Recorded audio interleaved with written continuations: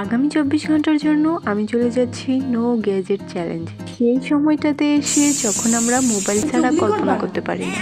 আমি জানি না আমি কতক্ষণ থাকতে পারবো। যদি পেরে যাই না তাহলে আমার ভীষণ ভালো লাগবে। আচ্ছা, তোমাদের কি আগের দিনগুলো মনে পড়ে না, যখন আমরা সকালে ঘুম থেকে উঠে মাদ্রাসা যেতাম, বিকেলবেলা বন্ধুরা মিলে খেলাধুলা করতাম, তারপরে সন্ধ্যায় পড়ালেখা শেষ করে ৮টার ভিতরে ঘুমিয়ে যেতাম। আমি জানি না এটা আমি কতটুকু পারবো, তবে চেষ্টা করে দেখতে চাই। হ্যালো এভরিওয়ান, সালামু আলাইকুম। সবাইকে ওয়েলকাম করছি আমার একটা ভ্লগে। এখন বাজে সকাল 7:30 আর শুরু করছি এখন থেকে। ঘুম থেকে উঠেই মা মেয়ে একটু জানালার পাশে দাঁড়ালাম। দেন আমি আগে আমার মেয়ের জন্য একটা কোরিয়ান রামেন এখানে রান্না বসিয়ে দিলাম। এই রামেনটা আমার মেয়েরও ভীষণ পছন্দ আর আমারও খুব ভালো লাগে। সবথেকে ভালো লাগে আমার কাছে এই ড্রাই ভেজিটেবলগুলো। এরপর আমি ব্রাশ করে হাত মুখ ধুয়ে চলে এসেছি। ওগুলো ব্লার করে দিয়েছিলাম, আমার কাছে কেমন আনইজি লেগেছিল এই জন্য। এবার আমি একটু স্কিন কেয়ার করব। আমার স্কিন কেয়ার বলতে সকালে উঠে একটু ময়শ্চারাইজার, সানস্ক্রিন আর একটু লিপ বাম। যতক্ষণ আমি এগুলো করছিলাম ততক্ষণ হচ্ছে গিয়ে রামেনটা হয়ে গেছে, তো আমার মেয়েটাকে দিয়ে নিলাম। এবার আসি আসল কথায়, সেটা হচ্ছে আমি কিন্তু আজকে চ্যালেঞ্জ নিয়েছি যে কোনো রকম মোবাইল, ল্যাপটপ অথবা সোশ্যাল মিডিয়া থেকে দূরে থাকবো। আজকে ভিডিও করে দিবে হচ্ছে আমার মেয়ে, যদিও প্রায় সময় ওই করে দেয়।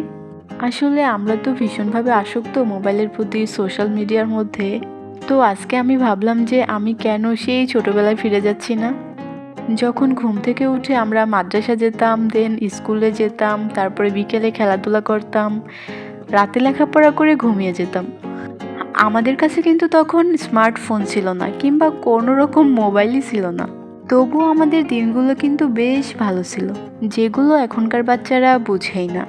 8:30টার দিকে নাস্তা কমপ্লিট করে মেয়েকে নিয়ে স্কুলে চলে গিয়েছিলাম, ওখান থেকে এসেছি 11টার দিকে। এরপর কিছু সময় আমি মোবাইলে কাটাতাম, যেটা আজকে একবারে বন্ধ করে দিয়েছি। এখন আমরা মা মেয়ে বসেছি লুডো নিয়ে। যেহেতু আজকের জন্য মোবাইল পুরোপুরি নিষিদ্ধ, তো লুডো আমাদের সঙ্গী হলো কিছুটা। মেবি 12:30টার দিকে লুডো খেলা থেকে উঠে গিয়েছি রান্নাঘরে। আজকে আমার প্ল্যান ছিল একটু ডিম পোলাও রান্না করব। আচ্ছা, একটা ইন্টারেস্টিং গল্প শেয়ার করি। সেটা হচ্ছে আমি না একটু ভালোভাবেই খেয়াল করেছি, আমি যেদিন কোনো স্পেশাল রেসিপি করতে যাই অথবা বাসায় কোনো মেহমান আসে, সেদিন যদি আমি ডিম রান্না করি তাহলে ডিমের খোসা ছাড়াতে গিয়ে ওগুলো উঠে যায়। অন্যদিনও উঠে, তবে ওই দিন সাদা অংশ বেশি করে উঠে যায়। এই বিষয়টা আমার কাছে ভীষণ ফানি লাগে। আচ্ছা, তোমাদের কার কার সাথে এমন হয় আমাকে জানিও কমেন্টে। সিদ্ধ করা আলুগুলো ডুমো ডুমো করে কেটে নিয়েছি। দেন হলুদ লবণ মেখে তারপরে ভাজতে দিয়ে দিলাম। আগেই তো বললাম যে আমি রান্না করতে চেয়েছিলাম ডিম পোলাও, তবে পরবর্তীতে আমি প্ল্যানটা চেঞ্জ করে ফেলি। এখানে ফ্রিজ থেকে ঝটপট করে 2 পিস মাংস বের করে ওগুলো ম্যারিনেট করে একসাথে দিয়ে দিয়েছি। মোরগ পোলাওয়ের জন্য পারফেক্ট সাইজের চিকেন কাটা ছিল না, তো যা ছিল তাই দিয়ে দিলাম। এটা তো আমার প্ল্যান ছিল না, এজন্য প্রিপারেশনও ছিল না। এবার হচ্ছে গিয়ে একটু পোলাওয়ের চাল নিব। 1 পট নিয়েছি মেজারমেন্ট কাপের, কারণ আমরা একবেলা খাবো।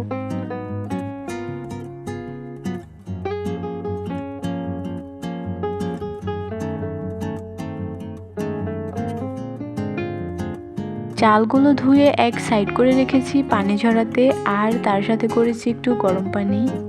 এটা আমি অফ ক্যামেরা করে রেখেছি, না হলে ভিডিওটা অনেক বেশি লেন্দি হয়ে যাবে এই জন্য। এবার এই ডিম পোলাওয়ের জন্য একটু মশলা কষিয়ে নিব। আমি কোনো এক্সট্রা মশলা ব্যবহার করিনি, রেগুলার যেই মশলাগুলো ঘরে থাকে ওগুলোই দিয়েছি। আর এর ভিতরে একটা কমতিও আছে, সেটা হচ্ছে টক দই ছিল না, এর পরিবর্তে একটু কনডেন্স মিল্ক গুলিয়ে দিয়ে দিয়েছি। আমি না সবসময় এটাই করি, রান্না করতে যে এটা লাগবেই ওটা লাগবেই এই ব্যাপারটা আমার ভালো লাগে না। হাতের কাছে একটা না থাকলে ওটার পরিবর্তে মানানসই কিছু একটা দিয়ে দেই, ব্যাস তাহলেই হলো। এই ক্ষেত্রে আমার মা হচ্ছে ভীষণ স্ট্রিক্ট, যে রান্নাতে যেটা ওটা তার লাগবেই। দরকার পড়লে আগে বাজার থেকে কিনে আনবে, দেন রান্না করবে। মানে যাকে বলে একেবারে পরিপূর্ণতা রান্নার মধ্যে থাকতে হবে। আর আমার কথা হচ্ছে ওটা নাই তো ঠিক আছে, কিচ্ছু হবে না, লাগবে না, একটা জিনিস ছাড়া কিছুই হয় না। কথা বলতে বলতে রান্না তো প্রায় হয়ে আসছে। এবার আমি উপর থেকে 2টো ডিম দিয়ে দিলাম। যেগুলো আগে সিদ্ধ করে তারপরে ভেজে রেখেছিলাম। এখানে এখন একটু সালাদ করে নেব, একটু শসা আর হচ্ছে গিয়ে একটু পেঁয়াজ সাথে কাঁচামরিচ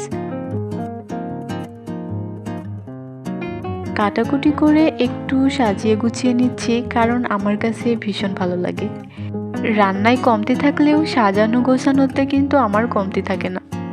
এই ধরনের খাবারের সাথে পেঁয়াজ খেতে আমার ভীষণ ভালো লাগে, কাঁচা পেঁয়াজ। তো আমি আজকে বেশি করে পেঁয়াজ নিয়েছি। এইগুলো করতে করতে ওদিকে আমার রান্না পুরোপুরি কমপ্লিট, তো আমি সরাসরি টেবিলেই নিয়ে গেলাম। অন্যান্য দিনগুলোতে আমি রান্না করার ফাঁকে ফাঁকেও মোবাইল টিপি, মানে হচ্ছে কিছুক্ষণ পরপর সোশ্যাল মিডিয়া এখানে ওইখানে একটু ঢোঁ না মারলে ভালো লাগে না। কিন্তু আজকে কিভাবে যে টোটালি এসব থেকে দূরে আছি কে জানে। আমি যখন রান্নাবান্না কমপ্লিট করে খাচ্ছিলাম তখন অলরেডি 3টা বেজে গেছে, এর বেশি বাজে। এই অবধি আমি মনে মনে হাঁপিয়ে উঠেছি, সত্যি বলছি। দেন বিকেলবেলা আমরা চলে গেলাম একটু হাঁটতে। আমাদের বাসার পাশেই হচ্ছে এই রেল লাইনটা, আমরা মাঝে মাঝে এখানে যাই। অবকাশ যাপনের একমাত্র জায়গাও বলা যায়। আর এখানে হচ্ছে অনেক ভালো ভালো কয়েন প্ল্যান্ট, যেগুলো অনেক বড় বড়। তো আমার মেয়ে যখনই এখানে যায় এগুলো তুলতে যায়। ভিডিওটা আর বেশি বড় করতে আমার মন সায় দিচ্ছিল না, এজন্য অনেকগুলো ক্লিপ কেটে দিয়েছি। আবার দেখা হবে, আল্লাহ হাফিজ।